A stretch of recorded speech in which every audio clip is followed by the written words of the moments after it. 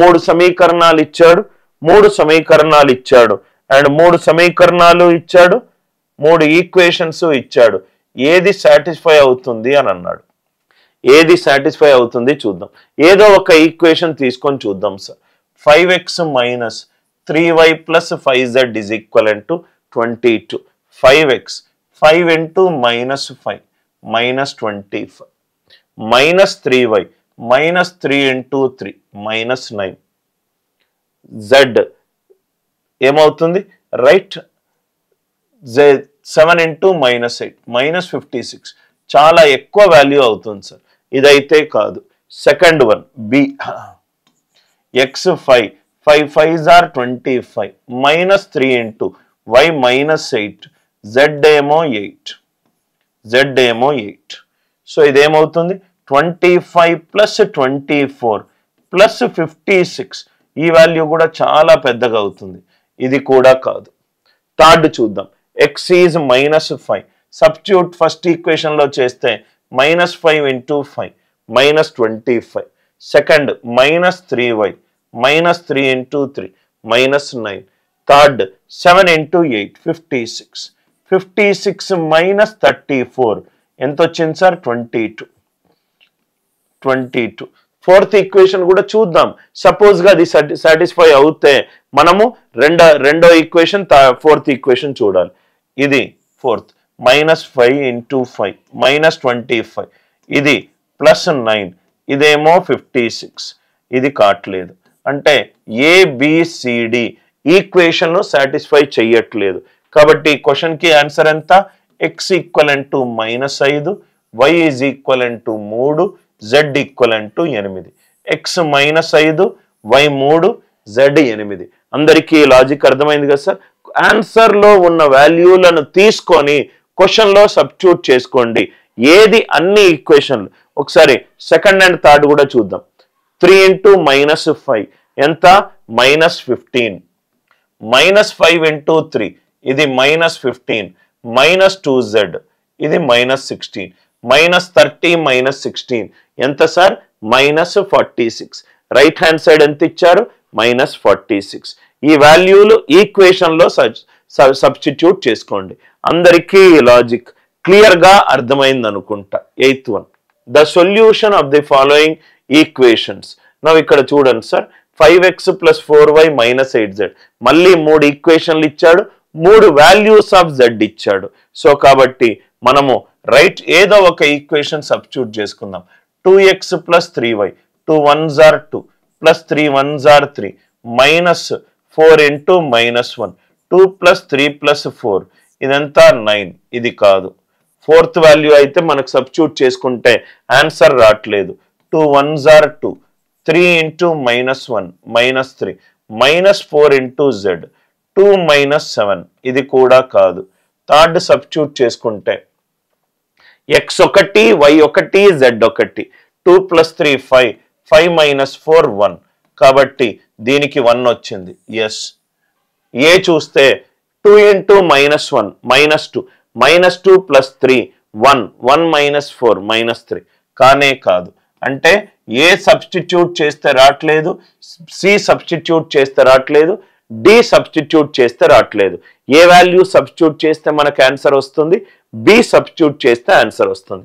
అంటే ఈ క్వశ్చన్ కి ఆన్సర్ ఏంటి x equivalent to 1 y equivalent to 1 and z equivalent to 1 x1 y1 z1 x1 y1 z1 ఇది ఈ క్వశ్చన్ కి answer. x minus ay minus of 2 minus a is equivalent to 0 మొత్తం అన్ని ఒక సైడ్ పెట్టుకుంటున్నాను sir. Next one 1 minus a into x plus 6y minus of a plus b is equivalent to 0 minus of a plus b equivalent to 0. ఇదొక సమీకరణము, ఇదొక సమీకరణం. ఈ రెండు సమీకరణాలకు అసలు ఏ సొల్యూషను ఉండకూడదు. ఏ సొల్యూషను ఉండకూడదంటే ఈ రెండు సమీకరణాలు ప్యారలల్ సమాంతర రేఖలై ఉండాలి. సమాంతర రేఖలై ఉండాలి అని అంటే స్లోప్స్ ఈక్వల్ అయి ఉండాలి.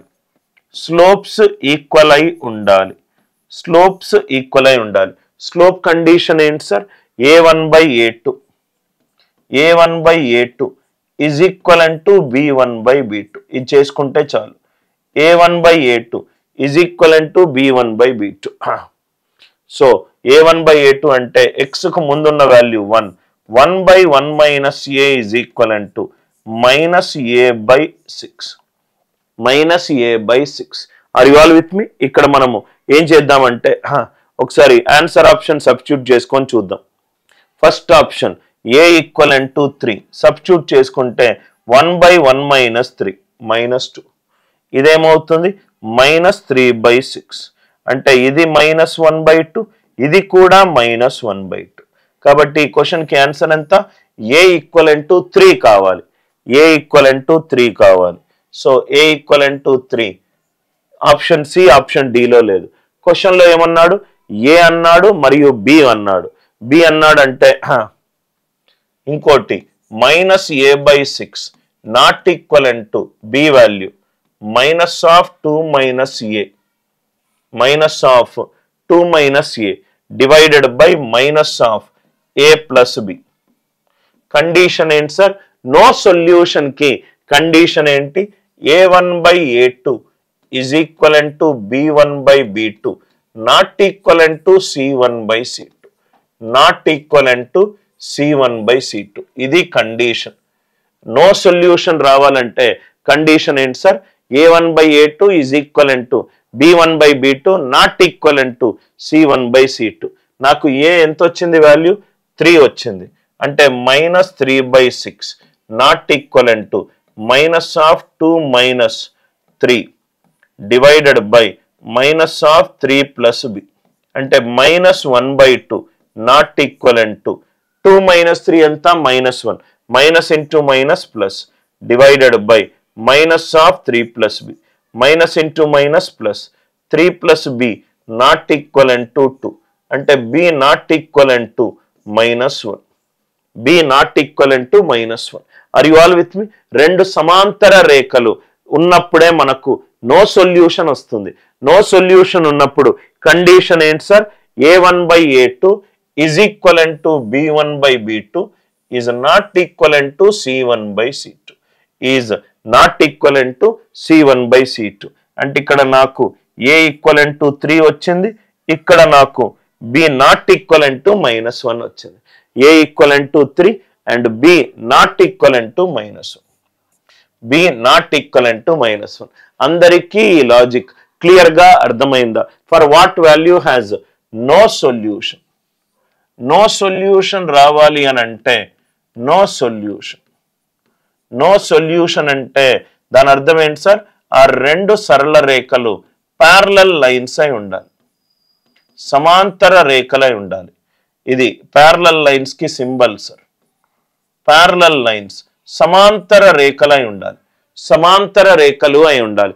సమాంతర రేఖలలో ఏమవుతుంది సార్? స్లోప్స్ సమానము, స్లోప్స్ ఆర్ ఈక్వల్, స్లోప్స్ సమానము, స్లోప్స్ ఆర్ ఈక్వల్, స్లోప్ సమానం. స్లోప్ సమానం అంటే కండిషన్ ఏంటి sir? a1 by a2 is equivalent to b1 by b2 not equivalent to c1 by c2. a1 by a2 is equivalent to b1 by b2 not equivalent to c1 by c2.